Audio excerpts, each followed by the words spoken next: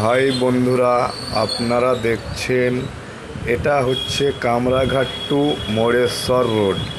আপনারা দেখেন এই রাস্তায় যাতায়াতের জন্য প্রচণ্ড অসুবিধা।